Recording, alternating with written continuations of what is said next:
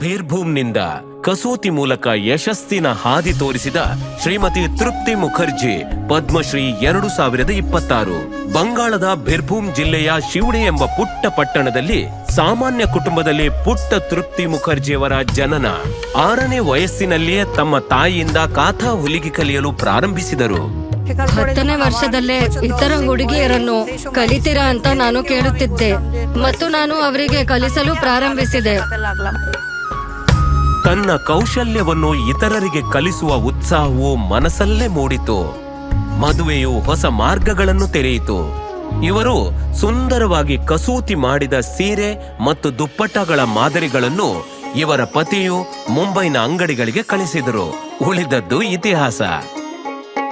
ತೃಪ್ತಿ ಪಟ್ಟಣದ 20-25 ಮಹಿಳೆಯರೊಂದಿಗೆ ತನ್ನ ಮೊದಲ ಕೆಲಸದ ಕೇಂದ್ರ ಆರಂಭಿಸಿದರು. ಬಟ್ಟೆಯ ರಿಮ್ಗಳನ್ನು ಖರೀದಿಸಿ ಅವರಿಗೆ ತರಬೇತಿ ನೀಡಿ ಬಹಳ ಬೇಗ 1000ದಿಂದ 1500 ಸೀರೆಗಳು ಮತ್ತು ದುಪ್ಪಟ್ಟಗಳನ್ನು ಉತ್ಪಾದಿಸಲು ಪ್ರಾರಂಭಿಸಿದರು. ಎಲ್ಲವೂ ಮಾರಾಟವಾದವು. ಕೆಲಸ ಹೆಚ್ಚಾದಂತೆ ಪ್ರಯತ್ನವೂ ಹೆಚ್ಚಾಯಿತು.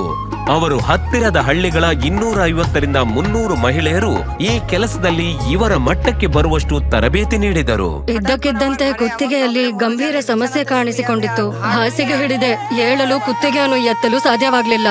ಕೆಲವು ದಿನ ಕುತ್ತಿಗೆ ಕಾಯಿಲೆಯ ನಂತರ ಅವರ ಕಣ್ಣುಗಳು ಒತ್ತಡದಿಂದ ದೃಷ್ಟಿ ಕಳೆದುಕೊಳ್ಳುವ ಸಾಧ್ಯತೆ ಕಂಡುಬಂತು. ಆದರೆ ಅದಮ್ಯ ಚೈತನ್ಯದಿಂದ ಎಲ್ಲ ಕಷ್ಟ ನಿವಾರಿಸಿಕೊಂಡು ಕೆಲಸವನ್ನು ಮುಂದುವರೆಸಿದರು.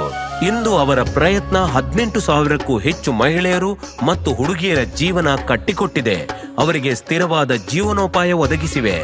ಎಲ್ಲಕ್ಕಿಂತ ಹೆಚ್ಚಾಗಿ ಅವರನ್ನು ಸ್ವಾವಲಂಬಿಗಳನ್ನಾಗಿ ಮಾಡಿದೆ.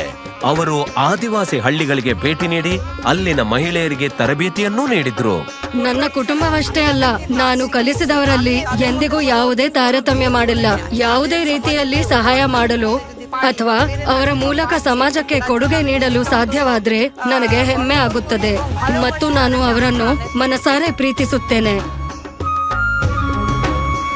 ಇಂದು ತೃಪ್ತಿಯಿಂದ ತರಬೇತಿ ಪಡೆದ ಬೀರ್ಭೂಮ್ನ ಮಹಿಳೆಯರು ಕಾಥಾ ಕರಕುಶಲತೆಯು ಮಹತ್ವದ ಉದ್ಯಮ ಅಂತ ದೃಢವಾಗಿ ನಂಬುತ್ತಾರೆ.